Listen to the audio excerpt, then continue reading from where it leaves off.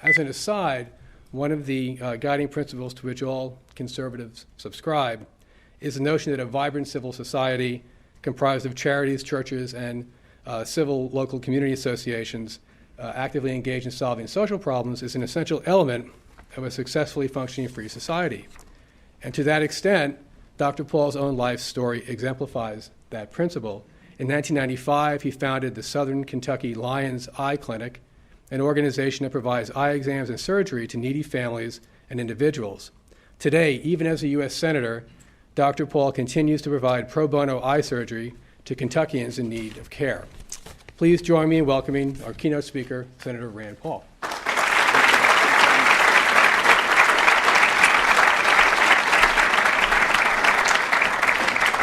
Thank you. I want to thank Heritage for allowing me to speak today. When people have been asking me, where's Jim DeMint, I say, kind of jokingly, I say, he's gone to a better place.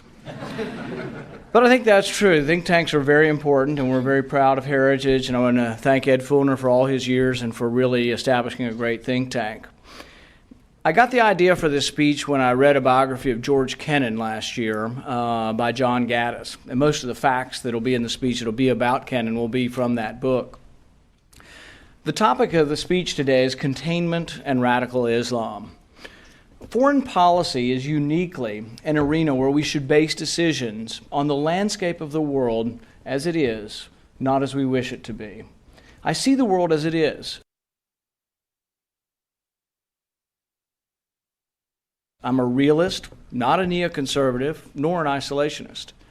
When candidate John McCain argued in 2007 that we should remain in Iraq for 100 years, I blanched, and I wondered what the unintended consequences of prolonged occupation would be.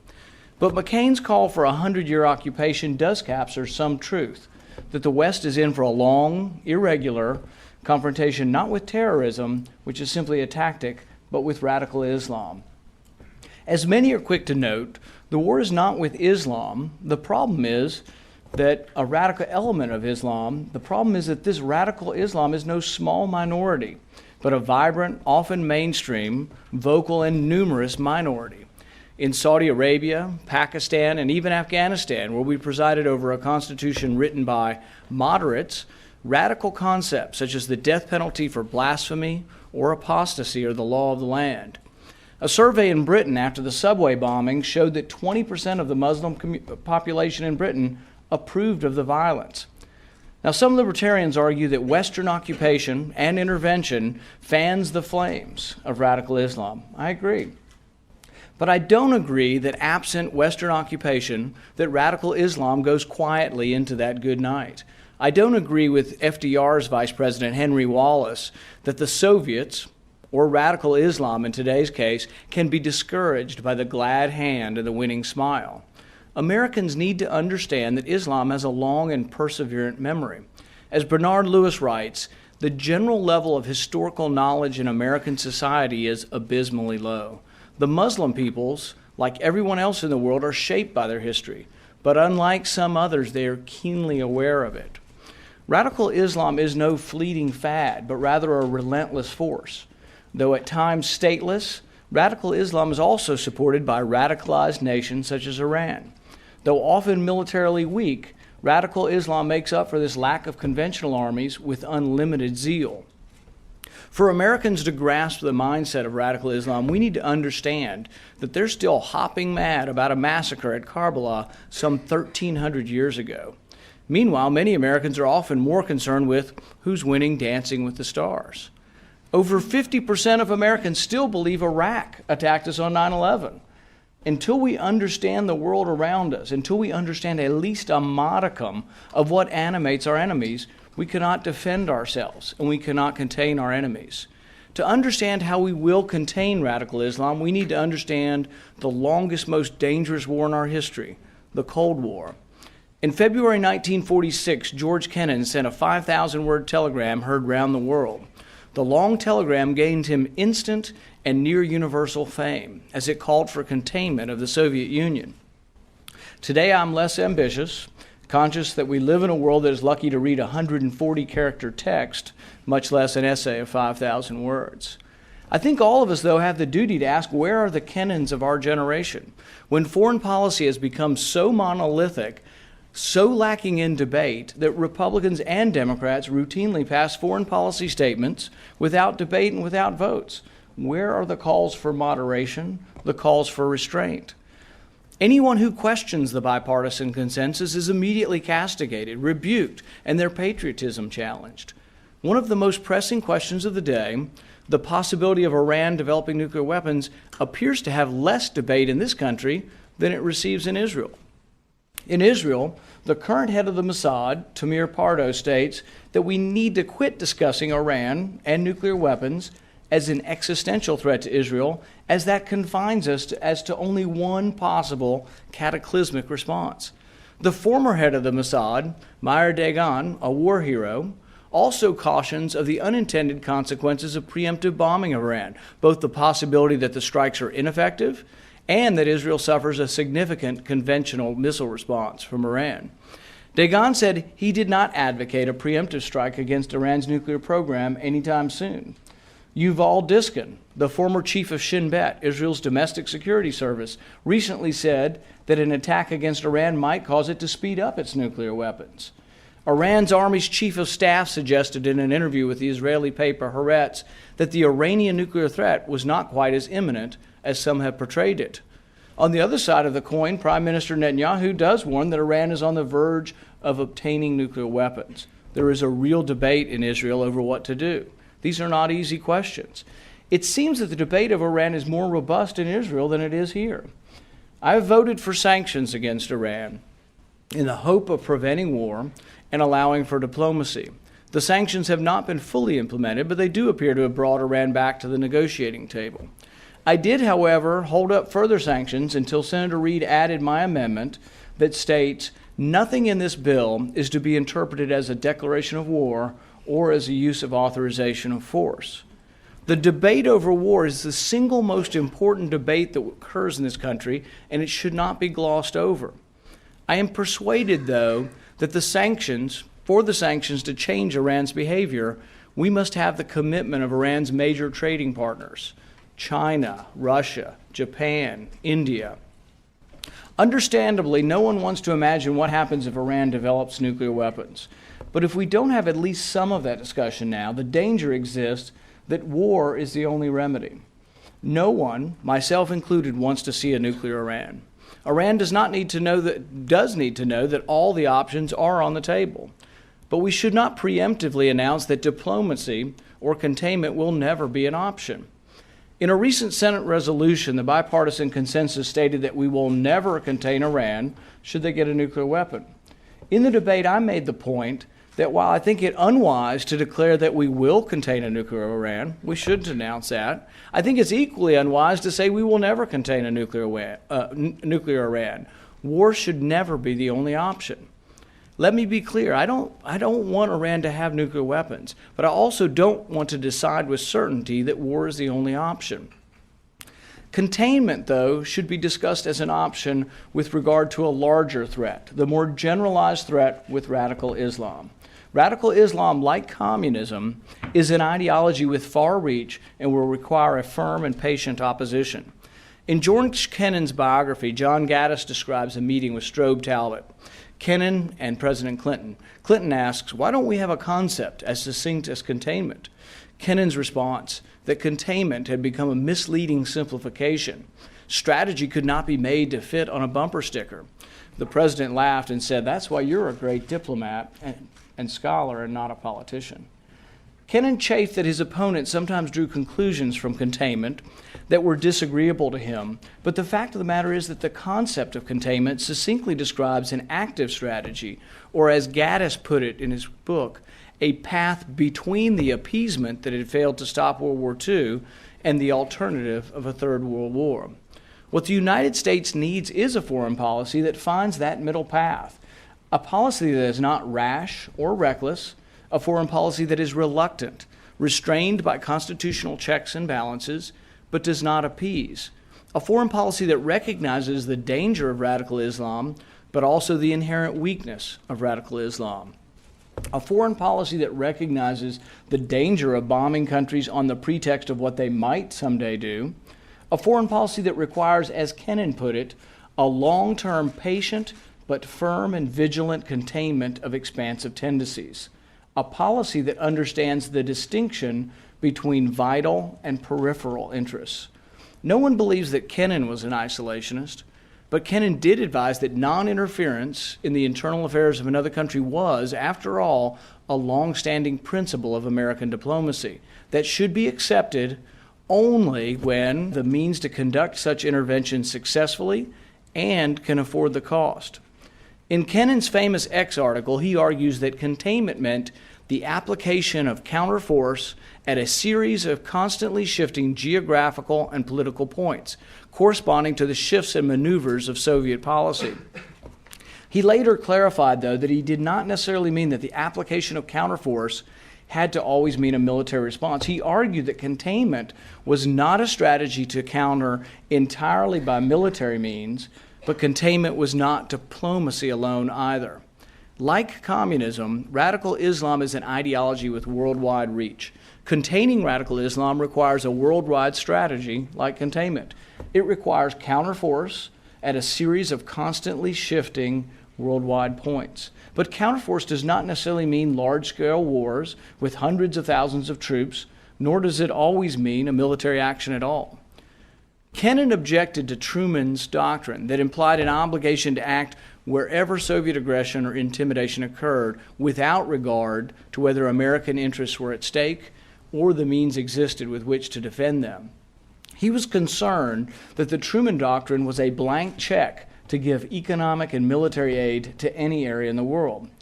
Likewise, today's Truman's caucus wants boots on the ground, weapons in the hands of freedom fighters everywhere, including the Syrian rebels. Perhaps we might want to ask the opinion of the 1 million Christians who live in Syria, many of whom fled Iraq after our Shiite allies were installed. Perhaps we might want to ask, will the Syrian rebels respect the rights of Christians, women, and other ethnic minorities? In the 1980s, the War Caucus in Congress armed Osama bin Laden and the Mujahideen in their fight against the Soviet Union. In fact, it was the official position of our State Department to support radical jihad against the Soviets. We all know how well that worked out. Out of the Arab Spring, new nations have emerged. While discussion of Iran dominates foreign affairs, I think more time needs to be allotted to whether we should continue to send aid and weapons to countries that are hostile to Israel and to the United States. I, for one, believe it is unwise to send more M1 tanks and F-16 fighters to Egypt.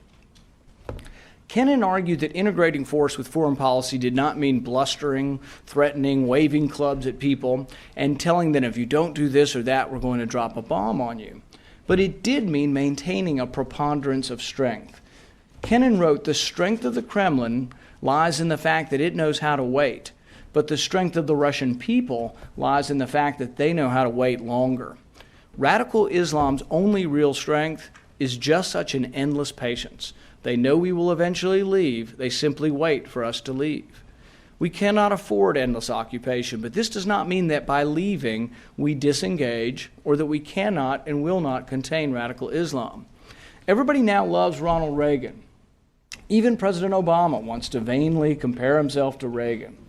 Reagan's foreign policy was robust, but also restrained. He pulled no punches in telling Mr. Gorbachev to tear down that wall. He did not shy away from labeling the Soviet Union as an evil empire. But he also sat down with Gorbachev and negotiated meaningful reductions in nuclear weapons. Many of today's neoconservatives, they want to wrap themselves up in Reagan's mantle, but the truth is that Reagan used clear messages of communism's evil and clear exposition of America's strength to contain and ultimately to transcend the Soviet Union. The Cold War ended, and we won, because the engine of capitalism defeated the engine of socialism. Reagan aided and abetted this not by liberation of captive people, but by a combination of don't mess with us, language and diplomacy, not inconsistent with Kennan's approach. Jack Matlock, one of Reagan's national security advisors, wrote, "Reagan's Soviet policy had more in common with Kennan's thinking than the policy of any of Reagan's predecessors." Reagan himself wrote, "I have a foreign policy. I just don't think it's wise to tell the world what your foreign policy is." Now, his liberal critics would decry a lack of sophistication, but others would understand that there is an advantage to having no stated policy in having a policy of strategic ambiguity. If you enumerate your policy, if you telegraph to the Soviets that the Strategic Defense Initiative is a ploy to get them to come to the bargaining table, that the ploy, what happens to your ploy? The ploy is then made impotent. Strategic ambiguity is still of value. The world knows we possess a virtually unparalleled nuclear and conventional arsenal. Over 60 years of not using our nuclear weapons shows wise restraint. But our enemies need to be uncertain. What provocation may awaken an overwhelming response? It is an uncertainty that still helps to keep the peace. I recognize that foreign policy is complicated. It's inherently less black and white than most people, see domestic policy. I think there is a room, though, for a foreign policy that strikes a balance. If, for example, we imagine a foreign policy that is everything to everyone, that is everywhere all the time, that would be one polar extreme. Likewise, if we imagine a foreign policy that is nowhere any of the time, that's another extreme. There's a challenge, and there are dangers to our security that really do exist in this world. So I think really there has to be some in between, some balance. There are times, such as existed in Afghanistan with bin Laden terrorist camps, that do require intervention. Maybe we should strike a balance. Maybe we should be somewhere some of the time. Maybe we should be somewhere some of the time and do so with respecting our Constitution and the legal powers of Congress and the presidency. Reagan's foreign policy was much closer to what I'm advocating than what we have today. The former chairman of the American Conservative Union and current NRA president, David Keene, noted that Reagan resorted to military force far less than many of those who came before him or after him. As Keene points out, Reagan's policy was much less interventionist than the presidents of both parties who came before and after him. I would argue that a more restrained foreign policy is the true conservative foreign policy, as it includes two basic tenets of true conservatism: respect for the Constitution and fiscal discipline. I'm convinced that what we need is a foreign policy that works within these two constraints, a foreign policy that works within the confines of the Constitution and the realities of our fiscal crisis. Today in Congress, there is no such nuance, no such moderation of dollars or of executive power. Last year, I introduced a non-binding resolution in the Senate, reiterating the president's words when he ran for office, that no president should go to war unilaterally without the approval of Congress, unless an imminent threat to our national security exists. Not one Democrat voted to support candidate Obama's words, and only 10 Republicans did. Some well-meaning senators came up to me afterwards and said, well, Congress has the power out of the purse strings and can simply cut off funds. The problem is that at the beginning of a war, there is sometimes a will to avoid war. But there's rarely, if ever, is there resolve to cut off funding once troops are in the field. No historic example exists of Congress cutting off funding when troops are in the field. Even during Vietnam, arguably our most unpopular war, funds were never voted down. Madison wrote that the Constitution supposes what history demonstrates, that the executive branch is most prone to go to war and most interested in it. And therefore the Constitution has, with studied care, vested that power in the legislature. We've forgotten this. Since the Korean War, Congress has ignored its responsibility to restrain the president. Congress has abdicated its role in declaring war. What a foreign policy would look like that tries to strike a balance, first it would have less soldiers stationed overseas and less bases. Instead of large, limitless land wars in multiple theaters, we would, when necessary, target our enemy and strike with lethal force. We would not presume that we build nations, nor would we presume that we have the resources to build nations. Many of the countries formed after World War I are collections of tribal regions that have never been governed by a central government and may in fact be ungovernable. When we must intervene with force, we should attempt to intervene in cooperation with the host government. Intervention against the will of the host government is war, such as Afghanistan or Libya, and it should require a declaration of war by Congress. Such constitutional obstacles purposely make it more difficult to go to war. This was the founders' intention, to make war less likely. We did not declare war or authorize force to begin the war in Libya. This is a dangerous precedent. In our foreign policy, Congress has become not even a rubber stamp, but an irrelevancy. With Libya, the president sought permission from the UN, from NATO, from the Arab League, from everyone but the U.S. Congress. It's an insult. And how did Congress react? Congress just simply let him get away with it. The looming debt crisis will force us to reassess our role in the world. Admiral Mullen calls the debt the greatest threat to our national security.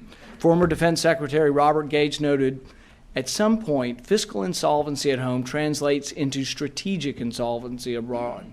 Gates added that addressing our financial crisis will require both re-examining missions and capabilities, and perhaps most importantly, will entail going places that have been avoided by politicians in the past. It's time for all Americans, and especially conservatives, to become as critical and reflective when examining foreign policy as we are when examining domestic policy. Should our military be defending this nation or constantly building other nations? What constitutes our actual national defense? And what parts of our foreign policy are more like an irrational offense? It's the soldier's job to do his duty, but it's the citizen's job to question their government, particularly when it comes to putting soldiers in harm's way. And of course, the questions that are forced to ask today is, can we afford this? I hope such questions begin to be asked and we see some sort of return to a constitutional foreign policy. I hope this occurs before the debt crisis occurs and not amidst a crisis. To that end, I will fight to have a voice for those who wish to see a saner, more balanced approach to foreign policy. Thank you very much.